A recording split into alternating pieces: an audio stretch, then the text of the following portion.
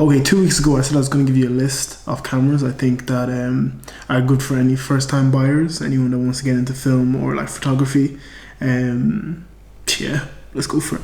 So just before we start, there's one camera that like it's very usable for anyone, and that was my very first camera at the beginning of this whole thing. I will obviously tell you at the end of the video, but yeah, you have to wait. Okay, so the first thing you kind of have to figure out is like what you want to do. Is it video? Is it photography? Is it like a podcast? Yeah, basically, are you doing video, are you doing photography, or are you trying to do a mixture of both? You kind of have to figure that out first. And then from there, you need to kind of work out your budget. So is your range 1 to 400, 400 to 800, or are you trying to get something bigger and better? Let me just actually disclaimer, I'm in no shape or form like a camera expert, camera specialist.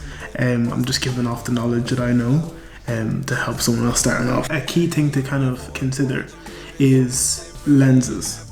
So a lot of people actually think that like the camera is the whole masterpiece behind most works, but it's actually not. It's your lenses and your lens choices and your focal length, stuff like that.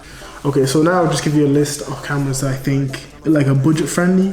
So the Sony Alpha A500, A5100, A6000, A63, and A65. A65 is a bit more expensive.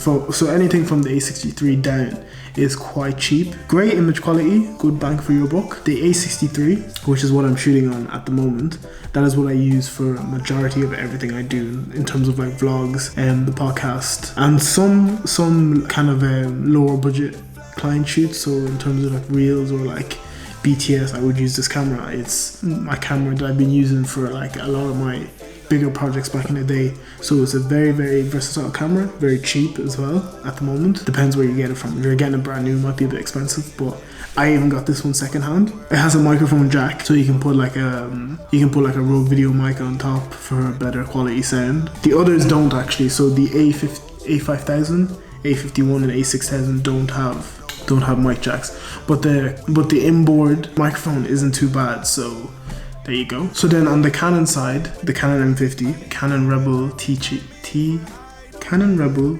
TI, Canon Rebel TI, Canon 80D, Canon G7x. I wouldn't recommend it just for the fact that it doesn't have an interchangeable lens, so you can't take that lens off and put on a new one. It's like a built-in, so it's more of a point and shoot than like a DSLR or a mirrorless.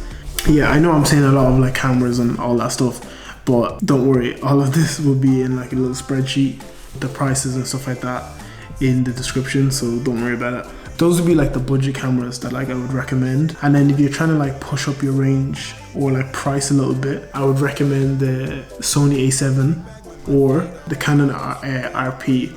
A little bit more expensive, you're looking in the 900 to 1500 range, but they are both great cameras. So yeah, what you all be waiting for, the best camera, not necessarily the cheapest, but the best camera and the easiest way to start off is your iPhone camera or your smartphone camera. It has 4K, most phones have 4K now. It has 60 frames per second and it has 24 or like 30 frames per second, which is literally all you need. Some people even get like microphone adapters to get like a better quality sound. But this right here, this baby, is your blessing. If you want to start YouTube or you want to start vlogging, this is where I started on. I started on my phone. I still actually use my phone if I'm not allowed to bring this camera into places, into venues. I would still use this and you actually wouldn't even notice the quality difference. But yeah, this is what you need to start off. I hope this video was informing. Apologies for not posting last week, and also I'm working on the project that like it's basically finished, so I'm just working on the kinks and all that kind of stuff and the credits. But yeah, next week's vlog is going to be a bit more fun, a bit more exciting, a bit more excitement. Thanks for watching.